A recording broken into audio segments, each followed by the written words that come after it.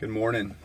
I could be all over the place today, but had an amazing night last night doing the wedding for one of my best friends that we've been through a lot, some dark times. I've known him for a long time, and then to be able to be both in freedom and enjoying just a relationship, a loving relationship with God and others, and then to be able to do his daughter's wedding was just an honor. And then I'm kind of random, but I'm all over the place. There is, I'm starting to get people reaching out and asking questions about God and the love of God and different things that are happening in their life where, they've been really hurt by certain things that have happened inside the church. And people who are basically kind of condemning them for certain things, and pointing out their sin. And it depends where it's coming from. If it's coming from a place of somebody truly loves you and cares about you, and you know that, you're more willing to hear stuff that's harming you.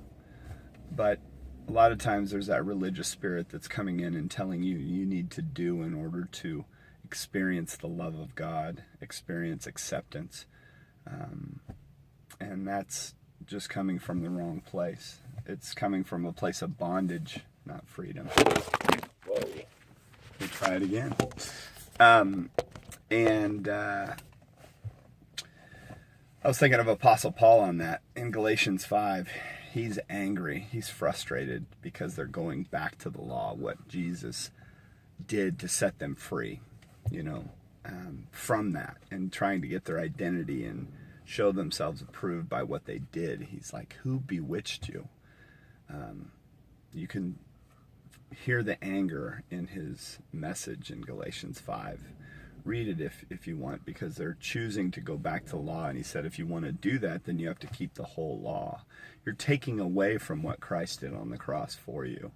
But we're more comfortable with that. We struggle with grace and the love of God. We're always trying to add on to it. Grace, but. There's no but. It's just grace, the love of God. But then he goes into later on, I'm going to go a different direction. So the other thing was, I was thinking about all the patterns, how we change forever, and a lot of it out there is teaching that you need, again, behavioral modification. If you just change your behavior, like an addiction pattern or whatever you struggle with, we try and change the behavior, and our self-will is strong enough sometimes to be able to do that for a while, but it doesn't change who we are. Our heart stays the same. And then something traumatic happens in your life, or struggle or whatever, and a lot of times we'll go back to that behavior that gave us comfort. It's only when our heart's transformed, when we submit our lives to God and we experience that freedom and we can see what our purpose is, and we taste that love of God for the first time instead of trying to receive it, that's when we're set free. That's motivated in love instead of fear. The other is, I'm not doing these behaviors because I'm either trying to hold on to it or something, or I'm doing it so that I can get love and acceptance. But it's fear-based rather than the love of God-based. And once the heart's changed and you can see your own identity and you see that God loves you and you've submitted your life to him, that's where you get peace. You get the peace of God within you. And then the behaviors follow. They change. The things that used to own you don't own you anymore. And I speak from experience because I was owned by just about everything. But I was also very self-centered and self-seeking, how we all are. We come into the world that way.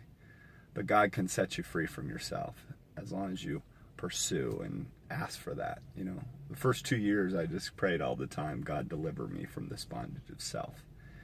And he's doing that. Has he done it? No, but he's doing it. It's a process. God loves you, desires the best for you. Hope you have an amazing Saturday. Love you, Marissa and Ruben. Great night. Love you, David. Love my wife, too. It was a great night. Love you.